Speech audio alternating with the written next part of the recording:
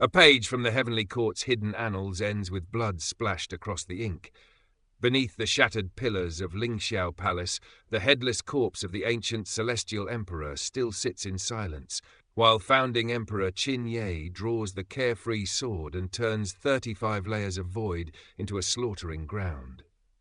Even Heavenly Venerate Gong, master of illusion and divine consciousness, is forced to flee beneath a storm of sword light, powerful enough to make ancient gods speak the words attaining Dao with envy.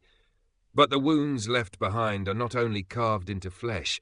As Heavenly Venerate Hao stretches out his hand and demands loyalty from the fallen Heavenly Venerate Gong, Qin Mu and his companions carve a different path across the heavenly river.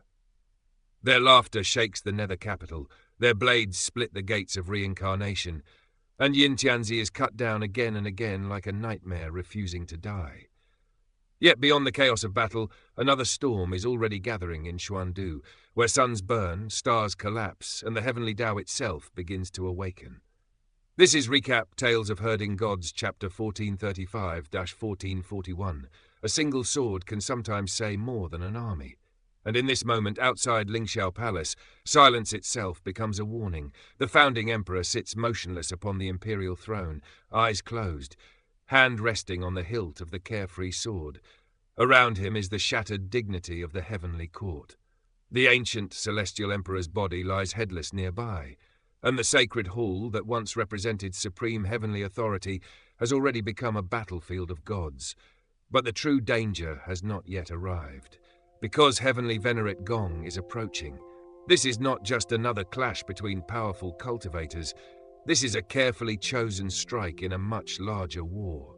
Heavenly Venerate Hao has already withdrawn, injured and unwilling to challenge the Founding Emperor while his condition remains unstable, even with Taisu supporting him. Yet the Heavenly Court still has other monsters left: Concubine Yan, Heavenly Venerate Hao, and Heavenly Venerate Gong. If they regroup, if 3 Heavenly Venerates join hands, then even a figure like the Founding Emperor will face terrifying pressure. That is why Qin Mu's plan is so ruthless.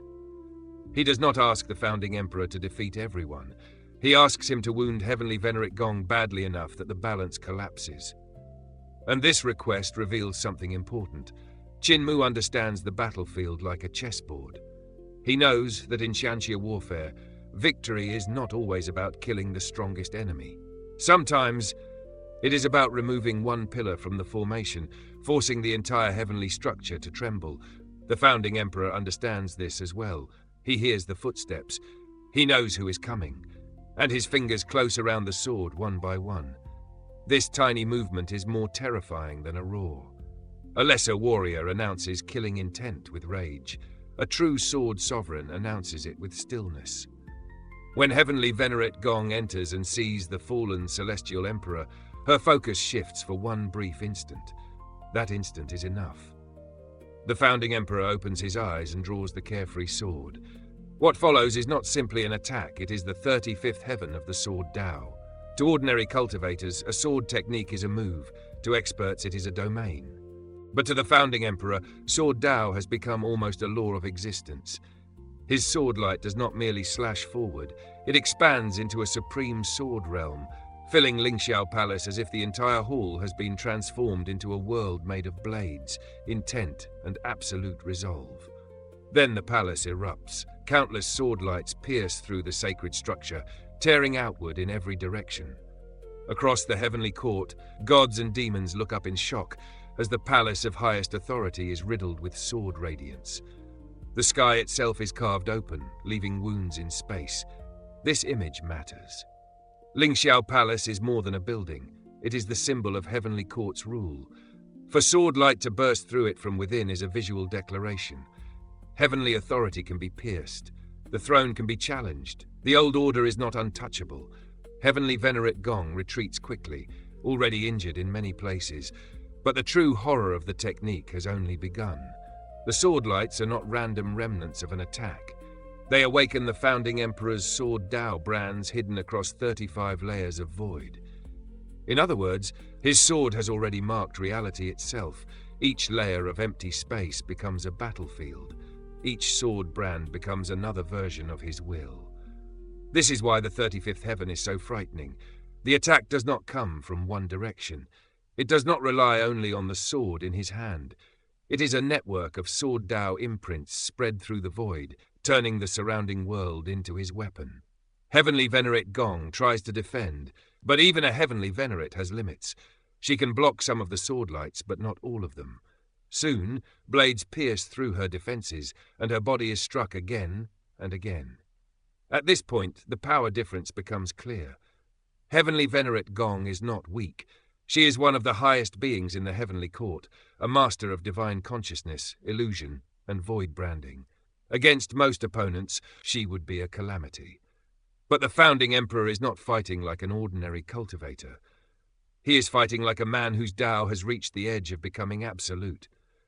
He steps out from the ruined palace with no visible emotion, sword in hand, as if heavily injuring a Bam. Heavenly Venerate was only the natural result of drawing his blade. This calmness is part of his character. The Founding Emperor has endured the collapse of his era, the misunderstanding of his own people, and 20,000 years of isolation in Carefree village. Many gods lost their Dao hearts. Many descendants lost direction. Even allies questioned him. Yet his Dao heart did not break. And this chapter wants us to understand something very important. His strength is not only technical, it is spiritual. In Shanxia terms, cultivation is never just energy, realm, or treasure. At the highest level, the Dao heart decides how far a person can walk. The Founding Emperor can reach the 35th heaven of Sword Dao because his will has survived despair without rotting, bending, or fleeing. That is why sword cultivators who truly understand the Dao feel crushed when they sense him.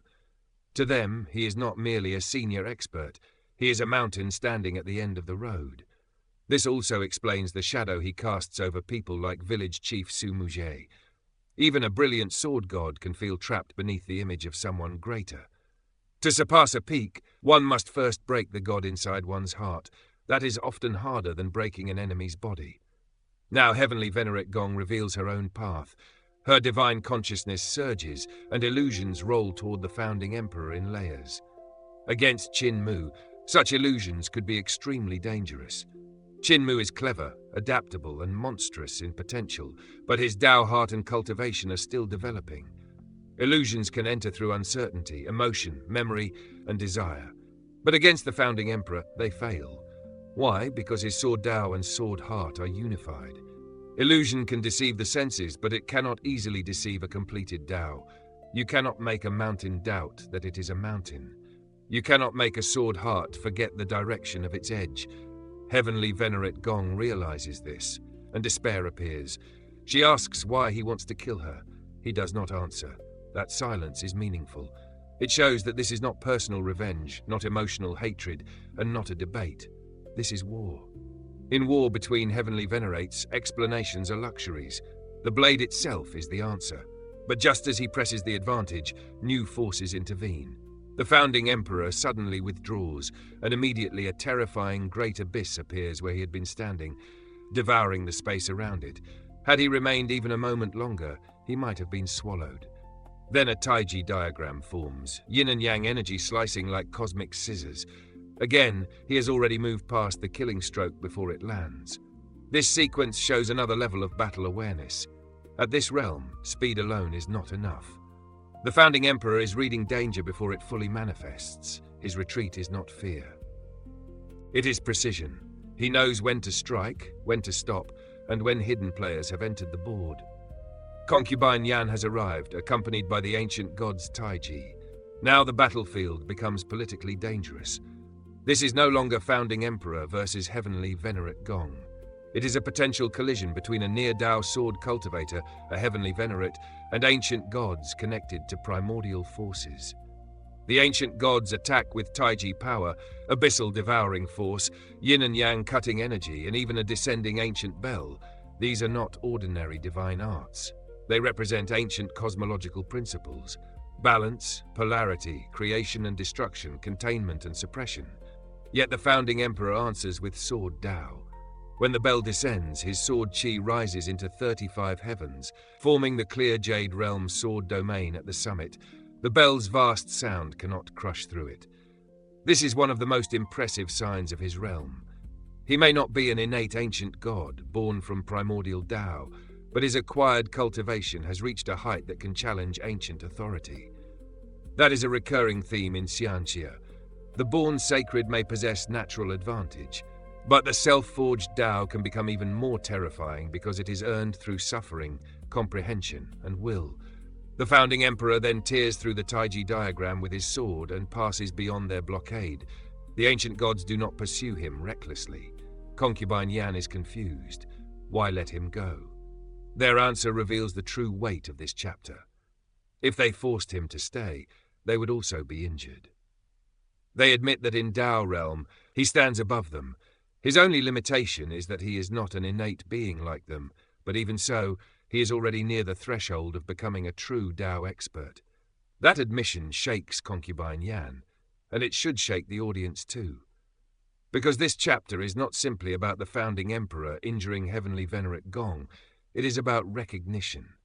Ancient gods, beings who embody primordial power, look at a human sword cultivator and acknowledge that his Dao realm is higher than theirs. That changes how we understand the Founding Emperor. He is not just an old hero from a fallen era. He is a living peak, a man whose defeat in history did not equal defeat in cultivation. The world thought his era ended, but his sword continued climbing. The consequences are enormous. Heavenly Venerate Gong is seriously wounded. Heavenly Venerate Hao is not fully recovered. Concubine Yan must now understand that even with ancient god support, the Founding Emperor cannot be treated as a simple opponent. And Qin Mu's larger strategy gains momentum, because every injured Heavenly Venerate weakens the Heavenly Court's ability to suppress the coming storm. But there is also a warning hidden here. The Founding Emperor may be close to becoming a Dao expert, but close is not the same as complete. His strength terrifies ancient gods, yet he still chooses not to remain trapped in a multi-sided encirclement. That tells us the next battles will be even more dangerous. The enemies are adapting. The old monsters are revealing their backers, and every strike now carries the weight of heaven-shaking consequence. So the real question is not whether the Founding Emperor is strong. This chapter already answers that. The real question is whether Vena's word that can pierce 35 layers of void can cut through the combined schemes of Heavenly Venerates, ancient gods, and the collapsing order of the heavens. Because when a man stands one step away from the Dao, everyone beneath heaven must decide one thing. Will they fear him, or will they try to kill him before he takes that final step? The moment a wounded Heavenly Venerate begins to doubt her own path, the balance of the heavens can shift without a single army moving. And that is the danger hidden inside this chapter. Not merely a battle, not merely an ambush, but a quiet collapse of confidence, followed by a blade that proves reputation can be more fragile than flesh. The first shadow hanging over this chapter is the idea of achieving Dao. For ordinary cultivators, Dao is a distant mountain peak, something spoken of in scriptures, dreamed of in closed-door meditation, and chased through countless life and death trials. But for beings like the Taiji ancient god, Dao is not a myth. It is a real threshold. And that is why the Founding Emperor's rise is so terrifying. He is not an ancient god born from the primal order of heaven and earth. He is not one of those beings who emerged with the universe itself. He is a postnatal life form, a creature who should, in the eyes of the old powers, remain beneath them. Yet the Taiji ancient god looks at him and feels envy. That single reaction says more than any battle could. Because if even an ancient god can feel jealousy toward a human cultivator, then the old hierarchy of the universe is no longer stable. The ancient gods may have origin, authority, and divine birth, but the Founding Emperor has something even more dangerous. A path that may truly lead forward. Heavenly Consort Yan feels the weight of this revelation deeply. For ages, the Heavenly Palace cultivation system has been treated as the central road of cultivation. It was established, taught, expanded, and followed by countless beings. Even the 10 Heavenly Venerates, with all their pride and schemes, cultivated within this framework. But the Founding Emperor's Dao realm system now appears to be more than a supplement. It may be a challenge. It may be a rival road, and worse, it may be the road that reaches the summit first. This is why Heavenly Consort Yan's heart becomes complicated. She is not just witnessing another expert become stronger. She is confronting the possibility that the path she devoted herself to may not be the ultimate answer. That kind of doubt is deadly in Xianxia. A wound to the body can be healed with divine medicine. A wound to the Dao heart can overturn an entire lifetime of cultivation. Meanwhile, Heavenly Venerate Gong is left in an even more vulnerable state. The Founding Emperor has vanished after striking her, but the real danger is not his sword anymore. The real danger is what comes after the sword. Because when a proud expert is wounded, isolated and uncertain, the vultures of the heavenly court will always arrive. And Heavenly Venerate Hao arrives at exactly the right moment. His appearance inside her palace is already a message. Her seals, her defenses, her authority, none of them stop him. He does not need to shout. He does not need to attack. His presence alone says, "You are weaker than you think." Then he begins his true assault, not with divine abilities, not with heavenly palaces, but with words. He reminds Gong of every betrayal that has shaped her life: Supreme Emperor, absolute beginning, Xuan, Qin Mu. One by one, he names the relationships that broke, twisted, or turned against her. This is not comfort. This is psychological warfare. Hao understands Heavenly Venerate Gong's weakness better than she wants to admit. She has power, status, and history, but she does not have trust. She has used others for survival, revenge, alliance, and advantage. Yet because she treated relationships as tools, she now stands alone when she needs support most. That is the cruel truth Hao presses into her wound. Gong tries to defend herself. She claims she never truly loved, trusted, or depended on these people. She describes her old alliances as political necessity, revenge, or accident. But that defense only proves Hao's point. In the world of the 10 Heavenly Venerates, cold calculation can keep you alive for a long time. But when the storm comes, calculation cannot replace loyalty. It cannot give you a brother in arms. It cannot give you a sect willing to die for you. It cannot give you someone who stands beside you when the sword has already pierced your Dao. And then, Hao exposes the deeper truth. Gong still cares about the creator race. No matter how much she claims to have moved beyond that identity, her heart has never fully abandoned it. She still remembers the glory of the ancient creator kings. She still remembers the hatred against Supreme Emperor and absolute beginning. She still sees Langwo and the surviving creators as a force that might restore her place in the cosmic game.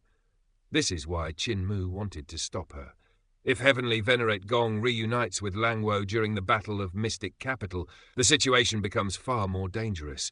She would no longer be merely one injured Heavenly Venerate among rivals. She could become the bridge between Heavenly Court politics and the ancient creator race. That would change the power balance. For Qin Mu, preventing that meeting is strategy. For Gong, reaching Langwo is survival. For Hao, exploiting that need is opportunity. And this is where Hao's ambition becomes naked. He does not offer equality. He does not offer partnership. He offers rescue in exchange for submission. He tells Gong that she no longer has bargaining power. If she wants healing, if she wants to recover her peak strength, if she wants the creators to survive, then she must lower her head and pledge herself to him. This is one of the most important political moments in the chapter. Hao is not simply gathering allies. He is turning wounded rivals into dependents. He wants heavenly venerates who do not stand beside him, but beneath him. His promise is seductive: protection, restoration, glory. But the price is humiliation. For a proud being like Gong, kneeling is not just a gesture. It is the breaking of her independent position among the 10 heavenly venerates.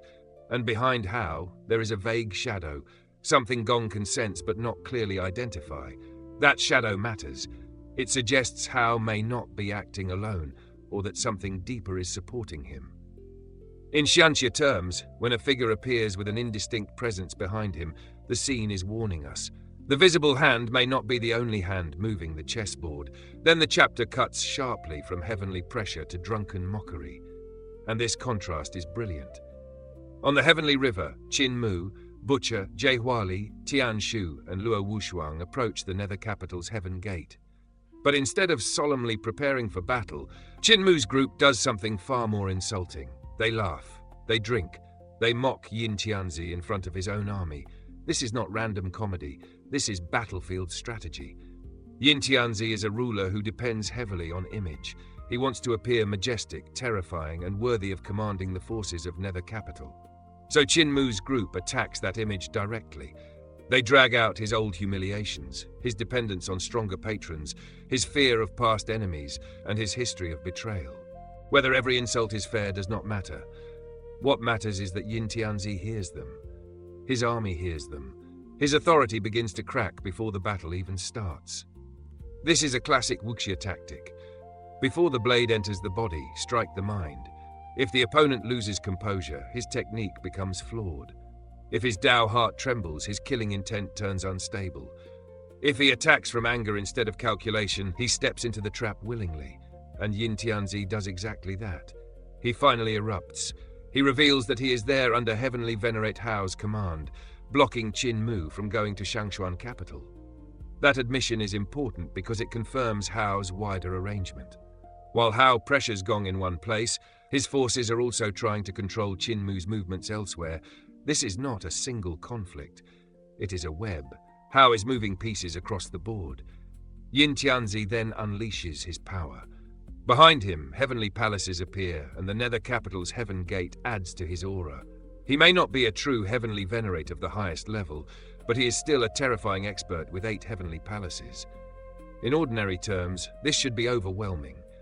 Against most cultivators, Yin Tianzi would look like a mountain descending from the sky, but Qin Mu's group is not ordinary. And this is where the chapter reveals the trap. The laughter vanishes. The drunkards become executioners. In one coordinated instant, the 5 figures move with deadly precision. The void itself is sliced open layer after layer, and the battle that Yin Tianzi expected to use for showing off becomes his own humiliation. A single divine blade descends. Yin Tianzi is cut down. His body is split.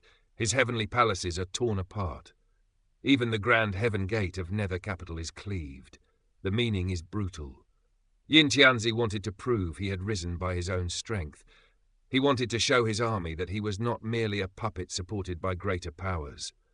But the moment he charges, Qin Mu's side demonstrates the exact opposite. His prestige does not rise, it shatters. And this also tells us something about Qin Mu's group. They were never just joking around. Their mockery was bait. Their looseness was disguise. Their drunken laughter hid an execution formation of terrifying sharpness. This is the kind of contrast that defines Qin Mu's style. Playful on the surface, ruthless when the moment arrives.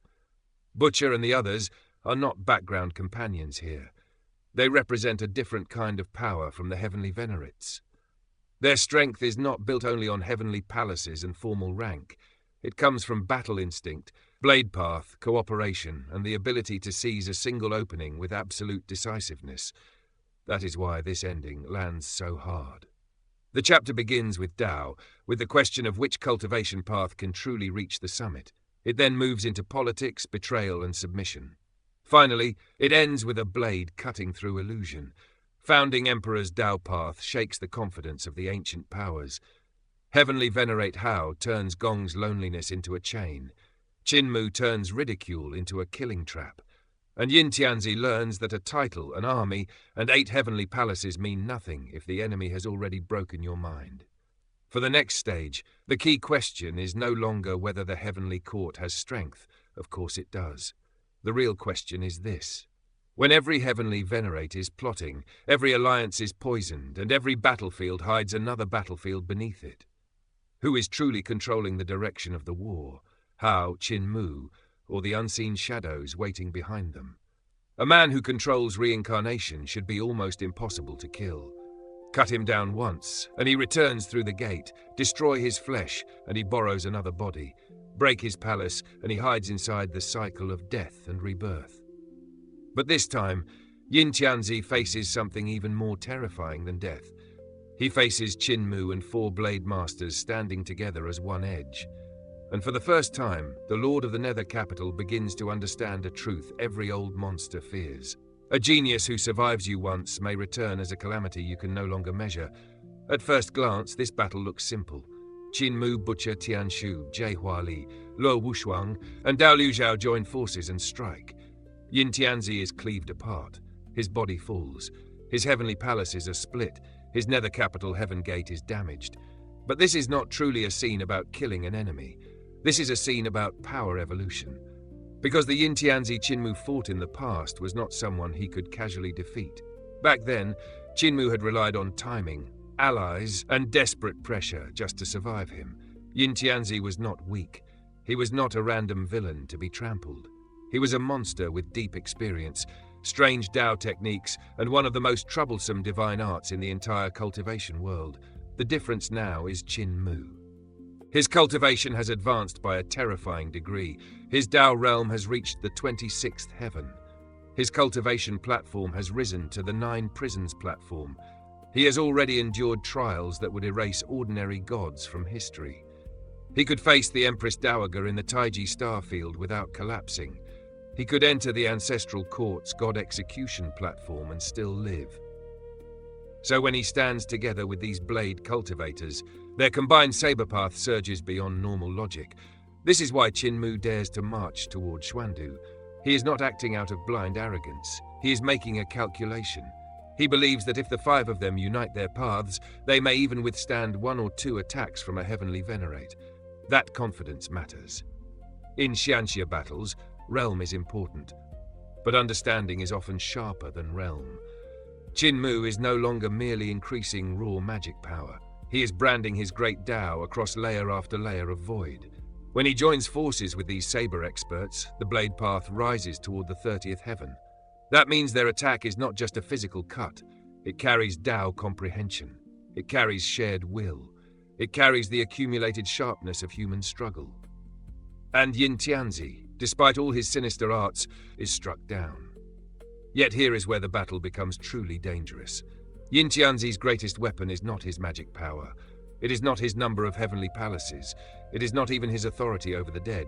His true terror is reincarnation. The Nether Capital Heaven Gate behind him is not merely a gate. It is a passage through transformation. When Yin Tianzi passes through it, death becomes a doorway rather than an ending. His body can change. His form can shift. Male, female, beast, god, demigod. None of these identities are fixed before the cycle he commands. This is why, in the past, even powerful figures could kill him again and again without truly ending him. Imagine fighting an enemy who treats decapitation as inconvenience. That is the horror of Yin Tianzi. But Qin Mu and the others do not give him time to stabilize. The moment Yin Tianzi reincarnates into a new form, another blade descends. This is battle strategy at its most ruthless. Qin Mu understands that the key is not merely to wound Yin Tianzi. The key is rhythm. You cannot allow a reincarnation expert to reset the pace. You cannot let him regain balance, restore divine arts, or reposition his gate. Once the first cut lands, every following attack must arrive before his rebirth becomes advantage. That is why Yin Tianzi is struck again almost immediately, and his rage is completely understandable. For someone who has relied on the cycle of rebirth as his shield, being killed the instant he returns is not just painful, it is humiliating. His proud divine art is being treated like a door. Qin Mu already knows how to camp outside. Then comes one of the most meaningful saber attacks in this sequence. The blade art known as history illuminates the heart of Pill. This name is important because it reveals the spirit of the saber path being used here. The attack is not described as cold, empty heavenly law. It does not feel like a remote immortal principle descending from above. Instead, it feels like human history turning into a blade. This is what makes Butcher's saber path and Qin Mu's interpretation of it so powerful. Their blade is not simply violence. It is civilization. It is resistance. It is the record of mortals standing against disasters, tyrants, clods, mountains, and fate itself. When that saber light unfolds, it is as if countless generations are rising from a scroll. Scholars become blades through their words. Workers become blades through their labor. Heroes become blades through sacrifice. The common people become blades through refusing to bow. This is why the attack strikes not only the body, but the heart. In cultivation terms, this is a saber path that carries historical will. It is a Dao built from human experience rather than detached heavenly authority. That makes it especially dangerous against beings like Yin Tianzi, who treat life, death, and souls as things to be manipulated.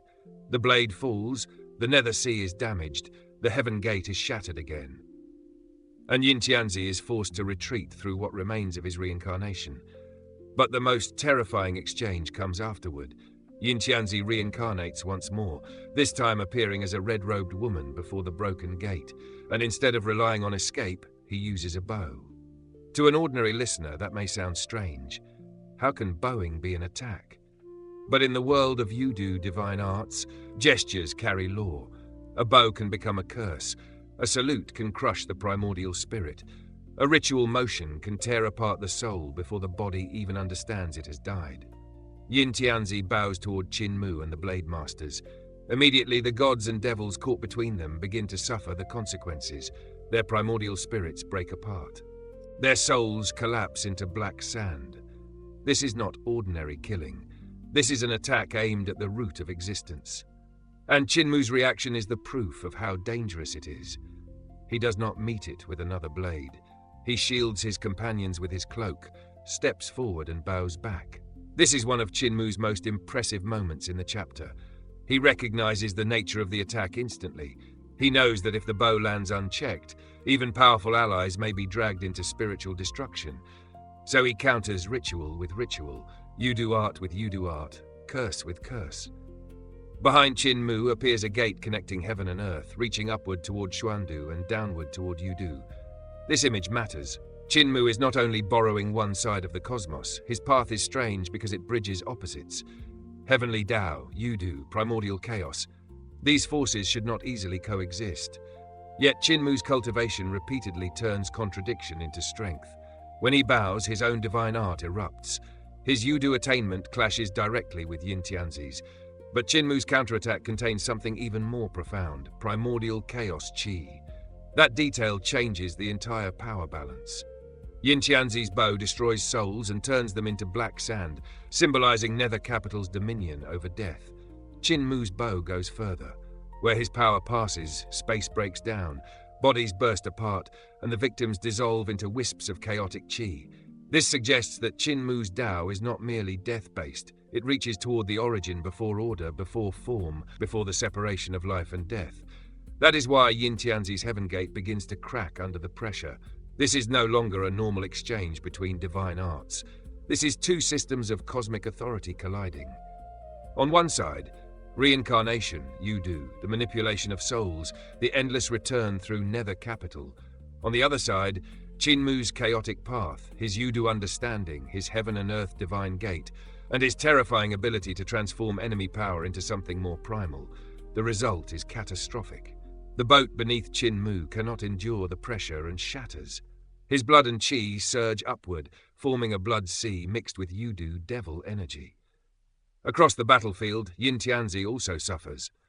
Blood pours from his senses, but even that blood begins to change into chaotic qi. His gate, the very foundation of his reincarnation trick, fractures further. This is the key consequence of the chapter. Qin Mu has not simply hurt Yin Tianzi's body, he has injured the mechanism that lets Yin Tianzi keep coming back. That is why this battle feels so different from the old encounters. Before, Yin Tianzi could rely on reincarnation to erase the meaning of death. But now, Qin Mu is attacking the deeper structure behind that ability. He is pressuring the gate. He is contaminating the cycle with chaos. He is making rebirth unstable. And emotionally, this is where Yin Tianzi starts to lose his composure. He keeps demanding that Qin Mu receive another bow. Qin Mu answers in kind, calling him by name and returning the attack. Their voices thunder across the battlefield, while entire formations of gods and devils are caught in the aftermath. This is not just pride, it is a contest of Dao heart. Yin Tianzi cannot retreat easily because retreat would mean admitting that his reincarnation path is being suppressed. Qin Mu cannot back down either because one failed counter may allow Yin Tianzi's Yudu art to crush his companions. So both men continue, bowing, and each bow becomes a life and death collision. What makes Qin Mu fascinating here is that he fights like a scholar, a butcher, a heretic, and a savior all at once. He has the confidence to charge forward, the cruelty to strike during reincarnation, the wisdom to identify a soul-killing art, and the responsibility to shield his allies when the battle turns dangerous. Meanwhile, Yin Tianzi remains terrifying because he refuses to die in any simple sense. Every time he is broken, he returns in a new shape. Every defeat becomes another mutation of the battlefield. But the question now is no longer whether Yin Tianzi can resurrect. The real question is whether his reincarnation can survive Qin Mu's chaos. Because if the Nether Capital Heaven Gate finally breaks, then Yin Tianzi's greatest advantage may become his greatest weakness. And if Qin Mu truly learns how to cut through reincarnation itself, then the entire balance between life, death, Xuandu, Yudu, and the celestial heavens may begin to tremble. So the chapter leaves us at a brutal turning point. Two masters bowing across a battlefield of gods and devils, one defending the authority of rebirth, the other dragging that authority back toward primordial chaos, and the next bow may decide whether Yin Tianzi remains an undying nightmare, or becomes just another legend carved apart by Qin Mu's heaven-defying path. A man can survive a sword through the chest. He can survive poison, betrayal, even the crushing pressure of a divine formation. But when the soul itself begins leaking out like black sand, when the gates behind his spirit collapse, and when a devil god's power stains his blood sea black, that is no longer a battle of bodies, that is a contest over existence. And in this moment, Qin Mu and Yin Tianzi are not simply trying to wound each other. They are testing whose understanding of death, souls, reincarnation, and Yudu is closer to the truth. The scene opens with Qin Mu pushed to a frightening limit. His sea of qi and blood is no longer pure. It is boiling, darkening, almost turning into a battlefield inside his own flesh. Yudu devil qi has invaded the foundation of his body, and his corporeal shell can barely contain his primordial spirit. For ordinary cultivators, this would already be the end. In Xianxia terms, the body is the vessel, the primordial spirit is the true self, and the sea of qi is the root of one's magical power. When all three begin failing at once, that is not an injury, that is collapse from the inside. Yet Qin Mu continues. Across the formation, Yin Tianzi also continues. Their strange exchange of bows becomes more terrifying than any blade clash. Each bow is not politeness. It is a killing technique disguised as ritual. It carries divine law, soul pressure, and the cruel authority of Yudu. Every time they bow, both sides pay the price. And then comes the breaking point. The heavens and earth behind Qin Mu shatter. His body can no longer hold steady. Black soul sand bursts from his 7 orifices, as if his very spirit is being ground into dust. But Yin Tianzi suffers even worse.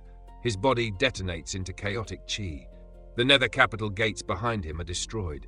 Broken divine weapons fall into the underworld sea, and for a brief instant, it looks as though this terrifying master of death has finally been erased. But that is the first important lesson of this chapter. Killing Yin Tianzi's body is not the same as killing Yin Tianzi, and everyone present understands that. Butcher raises his heavenly knife. Tianshu lifts his imperial blade. Luo Wushuang and Jie Huali also prepare their weapons, searching the void, the sea, and the unseen layers where a soul might hide. This reaction says a lot about Yin Tianzi's reputation. He is not treated like a normal defeated enemy. He is treated like a poisonous shadow that might reappear from anywhere. His cultivation is strange, his survival methods are unnatural, and his mastery of Yudu and reincarnation makes him almost impossible to finish cleanly.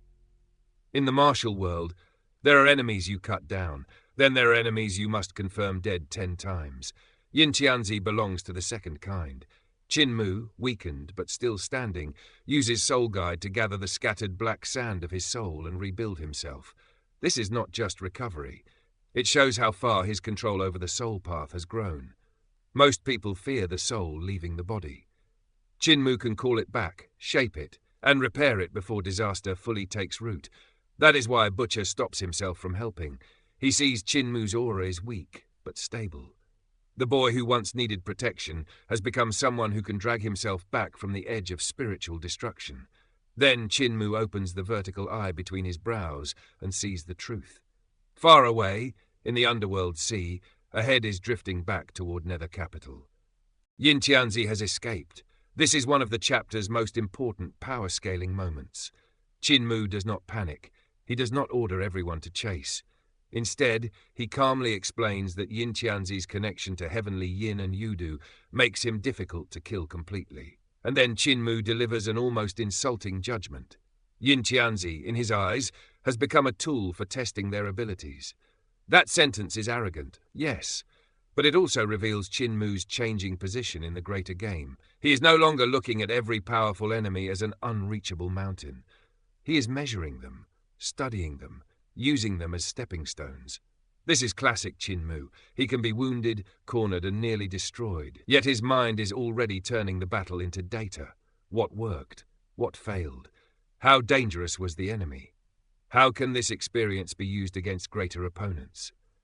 That is the thinking of a survivor, but also the thinking of a future chess player in a war between worlds. Then the tone of the chapter shifts sharply. The army of Northern Heaven's Nether Capital is still present.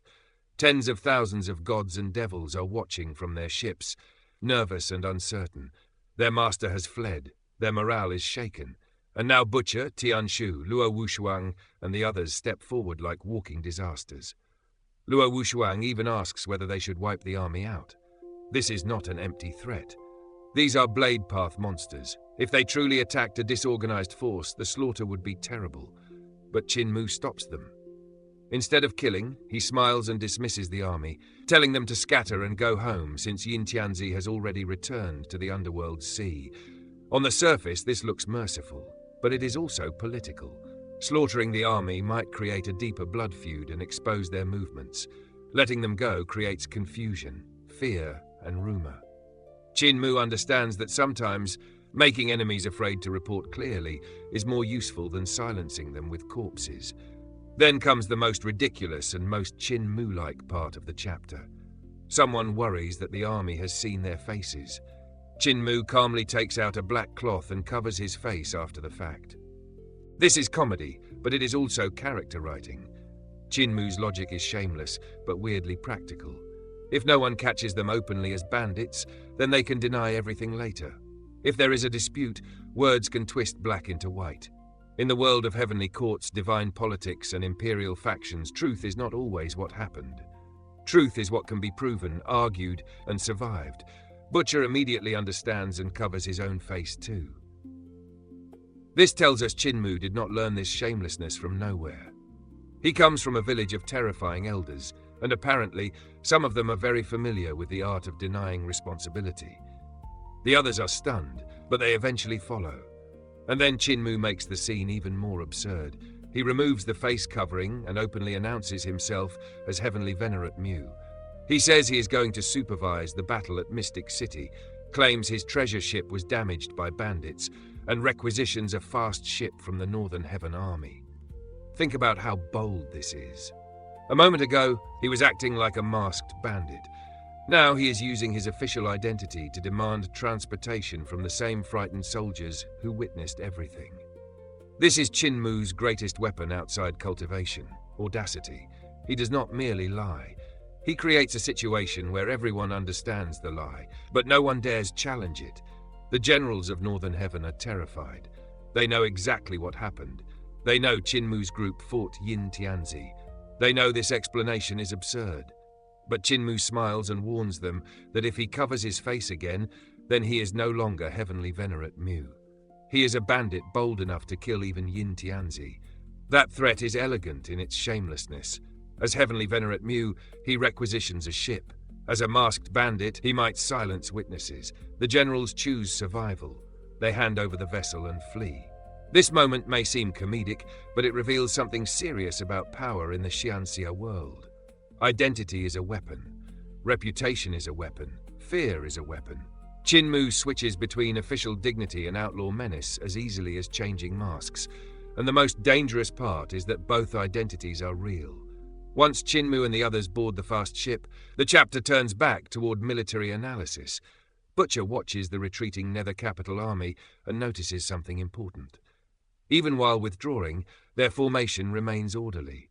Their offense and defense still shift properly. Their retreat does not become chaos. This changes the way everyone looks at Yin Tianzi. Yes, Yin Tianzi lost the duel. Yes, he was forced to flee in a humiliating state. But as a commander, he is extremely dangerous. Butcher points out that if Yin Tianzi had not been provoked into charging forward in anger and had instead used his army and formation properly, Qin Mu's group might have been trapped and crushed. This is a major strategic warning. In individual combat, Qin Mu's group is monstrous, But on a true battlefield of gods and devils, individual strength is not everything. An army formation can combine the force of countless cultivators into one terrifying engine of destruction. A single soldier may be nothing before an emperor's throne expert.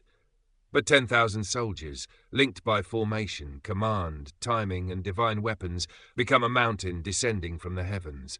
That is the difference between dueling and war. This chapter quietly reminds the audience that the coming conflict with Heavenly Court will not be decided only by heroic blade strikes or heaven-defying divine arts. It will also be decided by logistics, formations, commanders, and the terrifying discipline of divine armies. That is why Butcher thinks of Blind. Blind's formation skill and divine eyes may become essential if eternal peace is to survive a future war against forces like Heavenly Court and Northern Heaven. But even Blind must be pushed harder. His formation path has to deepen. His understanding must evolve until he can face commanders on the level of Yin Tianzi and beyond. And Qin Mu, with complete seriousness, agrees that he has been whipping Grandpa Blind and Grandpa Mute to make them work harder. Butcher immediately scolds him as shameless.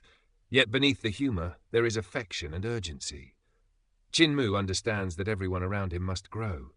The elders, the craftsmen, the generals, the formation masters, the blade gods, none of them can remain where they are. The world is moving toward a war so vast that personal talent alone will not be enough. Finally, Butcher asks about Qin Mu's injuries and whether they will affect the battle at Mystic City. Qin Mu's answer gives us another cultivation insight. He explains that after cultivating to the Jade Lake realm of the ancestral court, his inner foundation has changed. His Jade Lake is vast, and within it exists primordial chaos, primordial liquid. Unless he suffers a true Dao injury, ordinary wounds can heal naturally, even damaged cultivation can recover quickly. This is important because it shows that Qin Mu's cultivation system is no longer conventional. His body is becoming a miniature cosmos of ancient divine structures. The ancestral court realms are not just labels. Each one gives him a special foundation that imitates the primal architecture of the universe. The Jade Lake is not merely a realm. It is a reservoir of recovery, vitality, and primordial power. That is why Butcher is amazed. They had already seen the terrifying possibility of refining baleful qi into one's own strength. But now Qin Mu's ancestral court Jade Lake reveals another heaven-defying benefit. In a normal cultivator, wounds accumulate. In Qin Mu, wounds become a test of how deep his foundation truly runs. So what does this chapter really accomplish? It gives us 3 layers at once. First, it shows Qin Mu surviving a deadly soul path confrontation with Yin Tianzi and proving that his understanding of Yudu, soul recovery, and primordial spirit techniques has reached a terrifying level. Second, it humiliates Yin Tianzi without making him weak. He loses the exchange, but his survival, his army discipline, and his strategic danger remain very real. Third, it shifts the story's focus from personal battle to future war.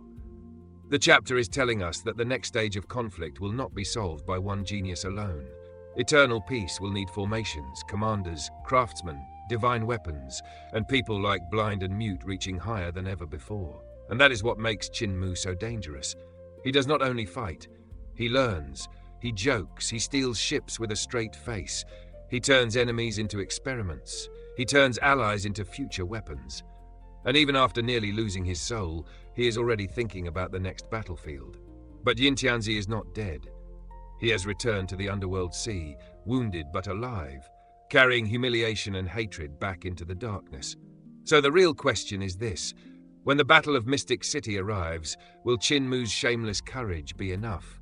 Or will the armies of death finally show him the true price of challenging heaven? When the road to Xuan opens, it is not merely a journey across the heavens, it is a warning. Because the closer Qin Mu and his companions sail toward that sacred sky realm, the clearer one truth becomes. The old cultivation world is already cracking, and the next age may be born through war, blood, and heavenly fire. Before the battlefield appears, the chapter begins with something quieter, but perhaps even more terrifying than war: knowledge. Jie Huali and Tian Shu come to ask Qin Mu about what he discovered at Jade Lake. And what Qin Mu reveals is not a small improvement, not a secret technique, not some hidden treasure that can raise one person's strength. No, He speaks of a possible transformation of the entire cultivation system. He explains that he did not have enough time to fully map the 4 great heaven gates, the Jade Lake, the Jade Platform, and the 9 prison platform. But others, including Xu Shenghua and Lan Yuqian, are already working on it. Even for geniuses like them, completing this work may take many years. And here is why this matters. In Xianxia, a new cultivation realm is not just a stronger step on a ladder, it changes history. It changes who can rise, who can challenge heaven, and who gets buried by the old order. Tianshu immediately understands the weight of it. This is not just an upgrade. This is an earthquake beneath the foundation of cultivation itself. If the Dao realm system can truly merge with the Heavenly Palace system, then cultivators may gain both the deep comprehension of the Dao and the overwhelming structure of divine power. Butcher puts it in simpler terms. Such a fusion would be like joining the path of Founding Emperor with the strength of Heavenly Venerate Vast Heaven. That comparison is already frightening. Yet Qin Mu pushes the idea even further. With the 9 prison platform and the ancestral court of Jade Capital added into the system, the future version of cultivation might surpass the models everyone currently respects. And this is where Qin Mu's personality shines through. He speaks of a future system that might become so powerful that its perfected cultivators would not be much weaker than himself. Then, with classic Qin Mu confidence, he adds that they would still be slightly below him. Everyone ignores the second half, because the first half is already enough to shake their Dao hearts. Think about what Qin Mu is really saying. He is not merely boasting. He is measuring the future against himself, because by this point, he has become a walking standard of abnormal cultivation. If the next generation's perfected system can approach his level, then the age of isolated geniuses may be replaced by an age where entire generations stand on a higher foundation. Jie Huali, however, sees the shadow behind the glory. If cultivation becomes too complete, too perfect, then where will reformers go? What happens to people like them, who grew stronger precisely because the path was incomplete? If later generations inherit a finished road, will they still need mad explorers, blade lunatics, and heaven-defying experimenters? This is a surprisingly emotional question. For warriors like Jie Huali, reform is not just theory, it is identity. They live because the old paths were flawed. They sharpen themselves against uncertainty. If everything becomes standardized, a part of their era may vanish. But Qin Mu rejects the idea of a final, ultimate system. And this may be the most important philosophical moment in the chapter. He reminds them that there are still countless unknowns. The innate fifth supreme realm remains undeveloped. The acquired great Dao still needs its own cultivation structure. After becoming Dao, what comes next? How should one cultivate the Dao tree, Dao flower, and Dao fruit? These questions are not side details, they are doors. Qin Mu's point is that every so-called perfect system is only perfect from the viewpoint of its own age. What they are struggling to discover now may become basic knowledge to later generations. Their sacred breakthroughs may one day be treated like a child's first lesson. That is the cruel beauty of cultivation history. Today's revolution becomes tomorrow's textbook. Butcher agrees, because 30 years earlier, no one could have imagined the Heavenly River realm, the unification of the 7 great divine treasures, the Dao realm system, the 4 heaven gates, or the 9 prison platform. All of these ideas once seemed impossible. Now they are real. So the chapter is not only about Xuan, it is about progress itself. The characters are not simply traveling toward a battlefield. They are carrying the possibility of a future age inside their conversations. And while this discussion unfolds, the ship becomes a quiet picture of each person's nature. Butcher sharpens his heavenly knife. Tianshu watches wine with suspicious longing. Jie Huali feeds his demon blade and dragon tooth with wine, as if even weapons need spirit and appetite. Luo Wushuang walks the deck with perfect measured steps, every movement showing discipline so precise it almost blurs into art. Then there is Qin Mu, standing at the bow, steering toward Xuan. This image matters. Qin Mu is not only guiding the boat. Symbolically, he is guiding this small group of reformers, blade masters, sinners, and survivors toward one of the greatest storms in the heavens. Xuandu itself is not described as an ordinary world. It is like a celestial sky above all worlds. something every mortal can see by simply raising their head. Yet what looks like one vast sphere is actually a layered divine realm, filled with overlapping spaces and hidden structures, and at the center of this realm stands the Heavenly Duke. The Heavenly Duke is not just a ruler, he is almost a cosmic principle. His gaze reaches into countless worlds. His presence resembles a four-faced god, impossible to fully observe from behind. Even his shadow has mythic meaning, linking to Heavenly Yin and the Sea of Heavenly Yin. This is classic high-level Xianxia world-building. Gods are not just powerful beings. Their bodies, shadows, domains, and divine authorities become geography, lore, and myth. But when Qin Mu's group finally arrives after many days, Xuandu is no longer serene. It is burning. The Heavenly River Navy has spread across the river in terrifying formation. Their warships cover an enormous span, and even the so-called small ships would be colossal in the mortal world. Gods and demons stand upon the vessels, while others dive beneath the waters to fight enemies below. The rebels of Xuandu have attempted an underwater assault, led by Star Lords who hope to strike from beneath the river. But the Heavenly River Navy is not unprepared. With water gods and dragon gods among them, the Navy is built for this kind of battlefield. The sneak attack cannot easily succeed. Here the chapter shifts from cultivation theory to divine war strategy. This is not a duel between two swordsmen. This is a war between systems of power. The Heavenly Court controls military structure, fleets, divine weapons, and organized command.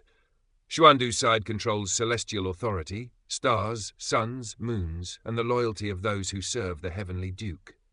On the front line, the rebels push forward an enormous sun. Upon that blazing star stands a divine city, and from there the sun guards command solar flames to burn the enemy fleet. Then the moon guards enter the battlefield, moving bright celestial bodies into position. Most of them are women, and their role is not just decorative. They cooperate with the sun guards, receiving solar radiance and transforming it into deadly moonlight. This is important because it shows Xuandu's warfare is based on cosmic coordination. Sun, moon, and stars are not background scenery here. They are weapons. The battlefield is an astronomical formation, and every celestial body becomes part of a killing array. The Star Lords also control stars surrounded by divine cities. Starlight links between them, gathering the power of constellations and pouring it into battle. Against this, the Heavenly River Navy unleashes cannon fire and divine weapons from its ships. Solar flames, moonlight, starlight, cannon beams, and godly artifacts collide across the heavens. For an ordinary cultivator, this kind of battlefield would crush the spirit before the body ever fell. Qin Mu and his companions avoid the main conflict, steering away from the Heavenly River. This choice is not cowardice, it is strategy. They are not here to waste themselves in the outer chaos. Their goal lies deeper in Xuandu, where the true fate of the Heavenly Duke is being decided. As they pass through the wreckage, the cost of war becomes visible. Fragments of broken suns drift through space. The farther they go, the more debris they see. Among the shattered celestial remains float the bodies of enormous gods and devils, fallen sun guards who died defending Xuandu. This is one of the emotional turning points of the chapter. The war is spectacular, yes, but the spectacle hides tragedy. Every burning star is not just a weapon. It is a station, a duty, a divine office, and a life. The sun guards, moon guards, and star sovereigns are not random soldiers. They are priests and officials responsible for maintaining the sun, moon, and stars across countless worlds. On the surface, they belong to the Heavenly Court. In truth, many of them are loyal to the Heavenly Duke, and this reveals the political depth behind the war. The Heavenly Court may appear supreme, but the ancient gods are not powerless relics. Each great ancient god has roots spread through the worlds. The Heavenly Duke has followers wherever the sky exists. The celestial order itself gives him influence. That is why the Heavenly Court cannot casually erase ancient gods without consequence. To attack them is to attack the networks, faiths, offices, and cosmic functions that support reality across many realms. This also explains why the Heavenly Alliance needs the participation of rulers from the heavens and myriad worlds. Power in this universe is not centralized in name alone. It is layered, negotiated, and hidden beneath divine authority. As Qin Mu's group enters deeper into Xuandu, they begin to feel something extraordinary. the Heavenly Dao becomes dense. Usually, Heavenly Dao is not easy to sense. A cultivator must have profound attainment in the Dao realm to touch its flow. But here in Xuandu, the Heavenly Dao is so concentrated that anyone entering can feel it pressing into their body. This is not just atmosphere, it is the realm reacting to danger. Butcher understands it quickly. Xuandu knows the situation is terrible. The Heavenly Dao cannot simply punch an enemy by itself. A Dao is not powerful in the same way a warrior is powerful. What matters is the divine art, the person who wields it, and the body that can carry it. So the Heavenly Dao strengthens those who enter. It reinforces their flesh, tendons, primordial spirits, and inner structure. It manifests as protective heavenly treasures, linked to the 49 forms of Heavenly Dao. This is a crucial cultivation explanation. In many Xianxia stories, people think the Dao is power by itself. But this chapter makes a sharper point. The Dao is law, principle, and source. To become combat strength, it needs a vessel. It needs technique. It needs someone who can interpret it and release it. That is why Heavenly Dao blessing matters. Xuandu is turning suitable cultivators into temporary vessels of its will. Among the group, Qin Mu understands Heavenly Dao most deeply. Because of that, he senses its ripples faster and more clearly than the others. And once he catches the direction of that flow, he makes the decision. They must go to Tianfang City. That ending may sound simple, but it is heavy with implication. Qin Mu is not wandering blindly into a war zone. He is reading the movement of Heavenly Dao like a strategist reading the pulse of a battlefield. Tianfang City is not merely a destination. It is likely connected to the central pressure point of Xuandu's crisis. And that is where the chapter leaves us. Not with victory, but with alignment. The reformers have discussed the future of cultivation. They have witnessed the war of suns, moons, stars, gods, and fleets. They have seen the hidden loyalty of Xuandu's celestial officials. And now, with Heavenly Dao itself strengthening their bodies, Qin Mu leads them toward the next decisive point. The great question is no longer whether Xuandu is at war. The question is whether Qin Mu can reach the heart of that war before the Heavenly Duke's sky finally begins to fall.